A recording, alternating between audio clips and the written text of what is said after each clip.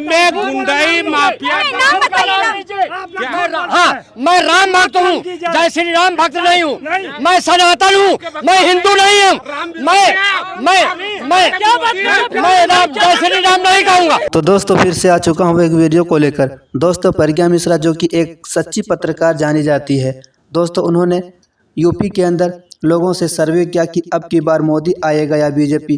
तो अधिकतम लोगों का जवाब क्या आया है, चलिए हम आपको इस वीडियो में सुनाते हैं। तो दोस्तों इस वीडियो को आखिर तक जरूर सुनना। तो चलिए बिना देर के हम आपको उस वीडियो को ही सुनाते हैं। 350 रुपए का सिलेंडर था तो आदरणीय सम्मानीय पूजनीय स्मृति ईरानी रोड पे नाची थी। आज महंगाई सिलेंडर आप सोचिए 1050 के ऊपर बिक रहा, तो कोई क्यों नहीं विरोध करता है। इस बार परिवर्तन होगा और राहुल गांधी नए चेहरे प्रधानमंत्री के रूप में उभरेंगे, ये मेरी अपनी पब्लिक व्यू है। राजभर का नाम दल भर हो गया, किसी भी दल को भरने जाते हैं फिर खाली कर देते हैं। मोदी सिर्फ मोदी, मोदी सिर्फ मोदी। पूरा विपक्ष एक साथ हो रहा है, एनडीए को पूरी कोई आ जाए, कोई नहीं हरा पाएगा। हालत टाइट है भैया, कोई हालत टाइट नहीं है। बच्चा जो आईटी सेल में काम करेगा ये मोदी को जिताएंगे। एक पाकिस्तानी घुस जाएंगे, लेकिन पाकिस्तानी घुस जाएंगे, मोदी तो जिताएंगे। पुलवामा के जवान मर जाएंगे, उनकी विधवाएं चूड़ियां तोड़ करके जो है अपने देश से सहानुभूति की मांग करेंगे। आरडीएक्स आ जाएगा, लेकिन ये मोदी को जिताएंगे। देश की लाशों पे राज्य करेंगे, लेकिन मोदी को जिताएंगे। हर बात में मोदी को जिताएंगे। घर बिक जाएगा, लेकिन मोदी को जिताएंगे। ये डूबता हुआ सूरज है प्रधानमंत्री। क्या जब 1977 में सब लोग मिलके एक बन रहे थे तो उस समय क्या प्रधानमंत्री का नाम किसी ने घोषित किया था? आप हमको रुक जाइए। लोग उत्तर प्रदेश की राजधानी लखनऊ को क्यों बदनाम करते हैं? आदरणीय सम्मानीय पूजनीय प्रज्ञा मिश्रा मेरे सामने खड़ी है, सबसे पहले उन्हें सलाम करते हैं। और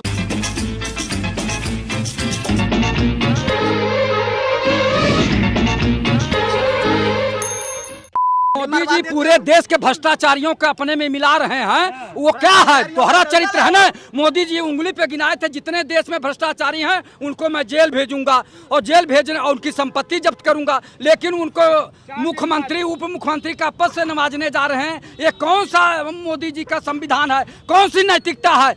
चाल चरित्र और चेहरा मोदी जी के जनता जान चुकी है। ये जवाब जरूर देंगी जनता कि इस तरह के भ्रष्टाचारियों के, चाहे पश्चिम बंगाल, चाहे महाराष्ट्र, चाहे मध्य प्रदेश, जितने भ्रष्टाचारी नेता हैं उनको गले लगा रहे हैं मोदी जी। समय उस पर जवाब नहीं दे रहे हैं, उनको जवाब देना चाहिए। मोदी को ये समझ में आ चुका है कि अब मेरा मोदी मैजिक नहीं है, अब मेरा मनी मैजिक है। जैसे कि आप कह रहे हैं कि अखिलेश के साथ से सब टूटते जा रहे हैं, राजभर जैसे। अरे ये तो बेपैंदे का लौटा है, ये गाली भी देता है, ये थूकता भी है, ये चाटता भी है। माझी राम जैसे लोग हैं। मैं ये कह रहा हूँ कि मोदी मैजिक नहीं है, ये मनी मैजिक है। आप ये जितने लोग अब जुड़ रहे हैं, छोटे छोटे दल, ये दल नहीं है। ये भाजपा में जाएंगे और वो दलदल हो जाएंगे, दल नहीं रहेगा ये दल। भाजपा अगर अपने बलबूते पे कहती है कि हम एक बहुत बड़ी सरकार हैं जो पूरी बहुमत के साथ आज भी जिंदा है, फिर उनको छोटे दलों की क्या जरूरत है? और फिर पंजाब दल इनके साथ से क्यों छूट गया, बिहार का दल इनके साथ से क्यों छूट गया, और बड़े बड़े राज्य जो हैं जो इनसे दल क्यों छूट गए? अब ये क्या कर रहे हैं? ये दल की राजनीति नहीं खेल रहे, ये दलदल की राजनीति खेल रहे हैं। और एक बात बता दें, ये डूबता हुआ सूरज है प्रधानमंत्री। और ये जो छोटे दल भी हैं ये भी उसी के साथ डूबेंगे। और ये देखिएगा कि 2024 में इसका सूर्य अस्त होके रहेगा नरेंद्र मोदी का। मोदी सिर्फ मोदी, मोदी सिर्फ मोदी। पूरा विपक्ष एक साथ हो रहा है, एनडीए को पूरी कोई आ जाए, कोई नहीं हरा पाएगा। हालत टाइट है भैया, कोई हालत टाइट नहीं है। पूर्ण मांग के खाएंगे मोदी, चावल ये मांग के खाएंगे, लेकिन मोदी को जिताएंगे। बच्चा जो आईटी सेल में काम करेगा ये मोदी को जिताएंगे। एक पाकिस्तानी घुस जाएंगे, लेकिन पाकिस्तानी घुस जाएंगे, मोदी तो जिताएंगे। पुलवामा के जवान मर जाएंगे, उनकी विधवाएं चूड़ियां तोड़ करके जो है अपने देश से सहानुभूति की मांग करेंगे। आरडीएक्स आ जाएगा, लेकिन ये मोदी को जिताएंगे। देश की लाशों पे राज्य करेंगे, लेकिन मोदी को जिताएंगे। हर बात में मोदी को जिताएंगे। घर बिक जाएगा, लेकिन मोदी को जिताएंगे। दिल में मोदी, दिल में क्या मोदी होता है? बात इनके दिल में मोदी हो, मोदी दिल में हो, अपने दिल में रखे, लेकिन मोदी दिल में रखे ना, लेकिन मोदी को। लेकिन मैं शुक्रगुजार हूँ उन सोशल मीडिया की टीम को जिन्होंने सरकार से पूछा कि ये बताओ, जब कहते सीमाएं सुरक्षित है तो ये महिला कैसे आ गई?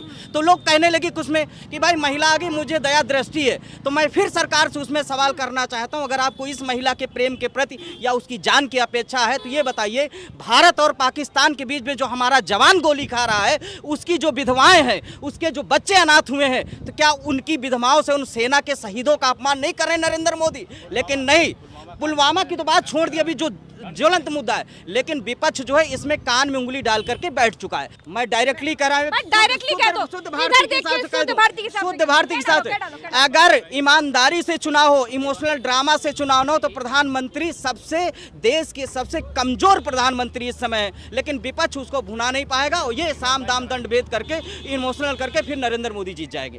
एनडीए का काम समाप्त है। एनडीए काम समाप्त जी बिल्कुल। राजभर को खींच लिया। राजभर ओम प्रकाश राजभर अपने समाज को बेचकर अपने बच्चों का भविष्य बनाने के चक्कर में पड़े हैं। वो अपने स्वार्थ के लिए दौड़ रहे हैं बस। ओम प्रकाश राजभर जी अपने बच्चों के भविष्य के बारे में सोच रहे हैं, समाज के बारे में सोच नहीं रहे हैं। विपक्ष के पास कोई प्रधानमंत्री का चेहरा हो, आप बता दीजिए किस बेस पे चुनाव लड़ा आपसे ना पूछो, विपक्ष से पूछो, कैमरे में पूछ पाओगे। आप पूछ के बताइए कि कौन उम्मीदवार है प्रधानमंत्री पद का। आप एक चेहरा बताइए, बताइए एक चेहरा बताइए, चेहरा बताइए क्या बोला।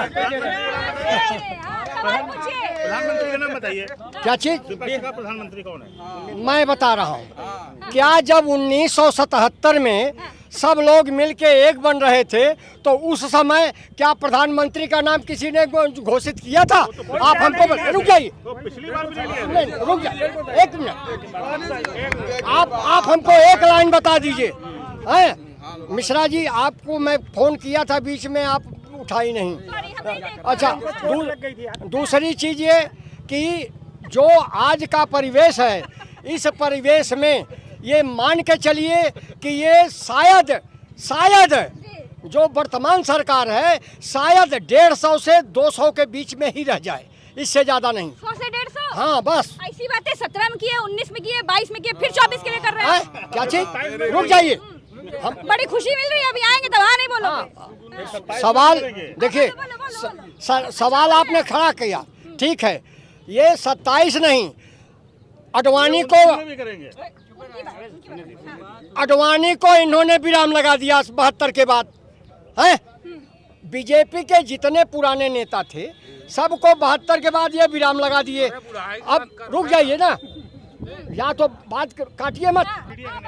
देखिए मैम, सबसे पहले मैं ये कहना चाहूँगा, लोग उत्तर प्रदेश की राजधानी को लोग क्यों बदनाम करते हैं? लोग उत्तर प्रदेश की राजधानी लखनऊ को क्यों बदनाम करते हैं? आदरणीय सम्मानीय पूजनीय प्रज्ञा मिश्रा मेरे सामने खड़ी है, सबसे पहले उन्हें सलाम करते हैं।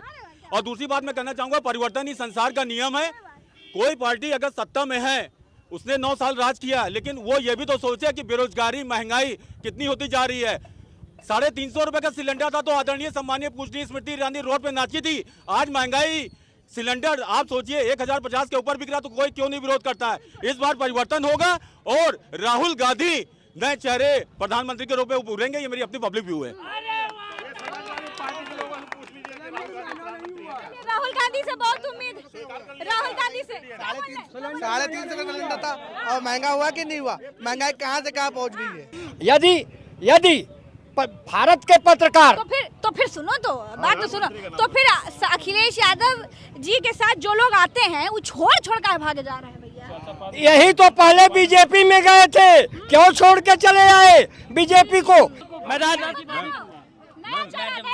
I am really appreciate yourself because आपने भी क्या कहते हैं इंटरव्यू किया था राजभर जी का, और मुझे ऐसा लगता है कि आपके भी मीडिया हाउसेस की काफी क्लोजनेस है उनके साथ। So now the time, Rajbhar का नाम दल भर हो गया। किसी भी दल को भरने जाते हैं फिर खाली कर देते हैं, और वही हाल है। और राजभर उसी टीम में जाते हैं। साइकिल खाली हुई है, साइकिल तो खाली हुई है, अगला नंबर जिसमें गए वो खाली होगा। तो अब समझ लीजिए किधर डायरेक्शंस है। सबसे बहुत लोग हो गए। आखिरी दादा नमस्ते कैसे आप? अरे बहुत चिल्लाते हैं नेता भैया। अरे बहुत गरम इतनी गर्मी, ऊपर से मार चिल्ला करके भबकाए हुए हैं माहौल। ऐसा है, देश में जितनी बेरोजगारी बढ़ रही है, पूरे देश की जनता इस समय जो है कराह रही है।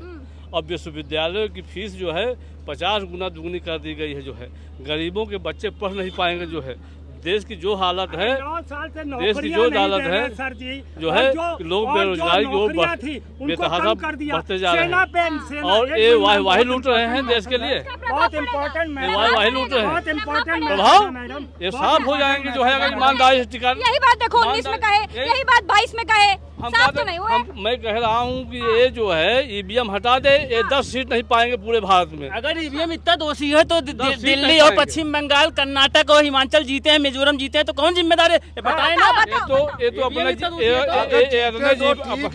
जीतने भर का तो ठीक है, अगर हार जाए तो बेईमानी, अपने जीतने भर का तो ये बेईमानी करेंगे। अगर हार जाए तो बेईमानी, अपने जीतने भरे का जितने भरे का बेईमानी करेंगे। हाँ। बेईमानी करके हार जाते हैं। नहीं, बेईमानी में हार नहीं जाते हैं। इनको लगता है अरे बेईमानी करके हार जाते हैं।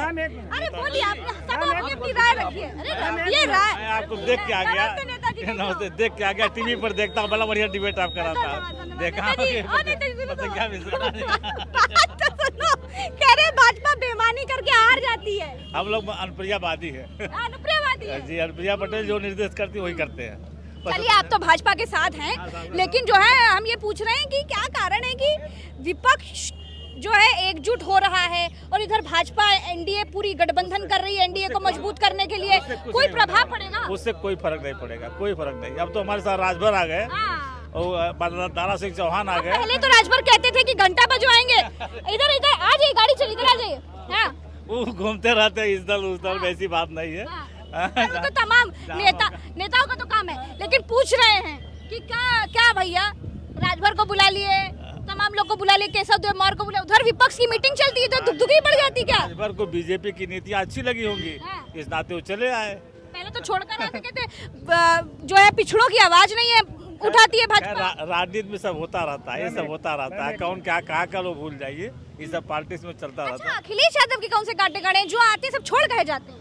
पता नहीं क्या कारण है, वो ही बता पाएंगे अखिलेश यादव, हम क्या बता पाएंगे उनके विषय में। अनुप्रिया जी की बहन भी तो है साथ में अखिलेश जी के। कौन? अनुप्रिया जी की बहन। अरे वो गलत कर रही है, पल्लवी पटेल भी तो साथ में। पल्लवी गलत कर रही है, उनको साथ रहना चाहिए, उनको साथ रहना चाहिए। उनको नीतियाँ नहीं पसंद आ रही होंगी भाजपा के साथ। लोगों को साथ रख के पार्टी ऐसा चलाना चाहिए। अब क्या बताया जाए, उनको कैसे समझाया जाए। हम लोग तो बड़ा प्रयास भी किए कि यहाँ एकजुट हो जाए, लेकिन नहीं हो रही है, तो क्या नहीं आप लोग है। माता जी उसमें है विशेष रूप से, अब उनसे लगा है हम लोगों का बहुत पहले से, लेकिन अब उसमें दिक्कत थोड़ा हो रही है। अब क्या किया जाए? मना नहीं आप लोग? नहीं, कैसे मनाया गया, नहीं मान रहे, क्या किया जाए? नहीं मान रहे, नहीं मान रहे। तो उनको नीति नहीं अच्छी लग रही होगी, जैसे राजभर जी को नहीं अच्छी लगी आपने कहा। चूंकि अनुप्रिया है बीजेपी के साथ, एनडीए के साथ, इस नाते स्वाभाविक है। दिल पे हाथ रखे, बताना, दिल पे हाथ रखिए दादा, पहले रखिए, फिर हम दिल पे नहीं रखना पड़ेगा। पहले हमें पूछ रहे हैं, सच बताइए, गठबंधन में है सब चंगा सी कि नहीं चंगा सी? क्या चीज? सब बढ़िया है कि नहीं है? नहीं, बहुत अच्छा, ठीक चल रहा है, ठीक है। ये एनसीपी वाला हाल तो नहीं हो जाएगा? शिवसेना वाला हाल तो नहीं हो जाएगा? ऐसा कुछ नहीं, और लोगों से पूछिए, हमसे बहुत डिस्टर्ब नहीं समझ सकते। और मैडम जी इस पे भी हम वो कि जो अभी सीमा जी की बात कर रही थी कि सीमा जी अंदर कैसे, सीमा हैदर जी कैसे आ गई, ये कैसे आगे? मोदी जी कहा करते थे देश हमारा है, बॉर्डर हमारा है, सैनिक हमारे हैं, तो कैसे घुसपैठिए घुसाते हैं? अब मोदी जी को आके जवाब देना चाहिए कि उनके शासन में कैसे ये घुसपैठिए घुसाए, बिना वीजा बिना पासपोर्ट के कैसे आ गए? तो ये जवाब देने की लाइव इंटेलिजेंस रहा, जितनी भी बड़ी बड़ी सीबीआई सारे फेल हो गए। अभी तो फ्रांस से आए हैं, थोड़े तनिक आराम करने दो। फ्रांस से आए हैं तो घर की जनता को भी देखना चाहिए, अपने भाई भतीजों, अपने माता पिता को भी सुरक्षा देखनी चाहिए, ये गरीब जनता की सुरक्षा देखनी चाहिए। ये भारतवर्ष की जनता की सबसे ज्यादा उनके ऊपर जिम्मेदारी है। वो कहते हैं प्रधान सेवक है। अच्छा, विपक्ष से क्या उम्मीद है? 100% विपक्ष से उम्मीद है को ललकार के चुनाव लड़े और धरास्त करें। करेंगे नहीं करेंगे? करेंगे। चलो भैया। अच्छा मैडम जी, मैं एक चीज कहना चाहता हूँ। 2 बात कहिएगा। 2 बात। नगर निगम में विशेष कर सुधार किया जाए। एक आम जनता जाता है तो उससे बिल जो है 75,000 बताया जाता है, और जब ऊपर से प्रेशर पड़ता है तो 27,500 कुछ रुपए की नोटरी आई। उसके बाद जो है अजय कुमार, भ्रष्टाचार नहीं होता है, कौन दुनिया में जी रहे हो? राम राज चल रहा है। हाँ, राम राज्य में ही ये भ्रष्टाचार चल रहा है कि एक जब ऊपर से पावर पड़ जाता है तब वो कहते हैं अजय जी कि जो है मैं सही कर दूंगा सर, तो 28,000 रुपए आप दीजिएगा। और जब मैं अपने ममिया ससुर को ले गया तो मैं तो चोर बन गया कि उन्होंने यही सोचा होगा जो है दामाद जी जो है उसमें दलाली खा रहे थे, 45,000 की रसीद दे रहे थे, 75,000 रुपए कैश ले रहे थे। अच्छा, सब सही चल रहा है, लहर कैसी चल रही? बहुत बढ़िया। विपक्ष की चल रही कि नहीं? नहीं, अरे कैसी बात कर रहे हो? विपक्ष तो बहुत बड़ी मीटिंग कर रही। कुछ नहीं होगा। कुछ नहीं होगा? मोदी जी, हिमाचल, कर्नाटका, सब कुछ नहीं होगा, सब मोदी जी की बहुमत की सरकार। हाँ? मोदी जी आएंगे बहुमत से। कर्नाटका के लिए भी यही कह रहे थे पर हुई नहीं। अरे नहीं, बहुमत से आएंगे, इसमें कोई दिक्कत नहीं। अखिलेश यादव के समय में गुंडाई माफिया। नाम बताइए ना। हाँ, मैं राम भक्त हूँ, जय श्री राम भक्त नहीं हूँ। मैं सनातन हूँ, मैं हिंदू नहीं हूँ। मैं राम, जय श्री राम नहीं कहूँगा, मैं राम कहूँगा, मैं राम कहूँगा, मैं राम कहूँगा, मैं राम भक्त हूँ।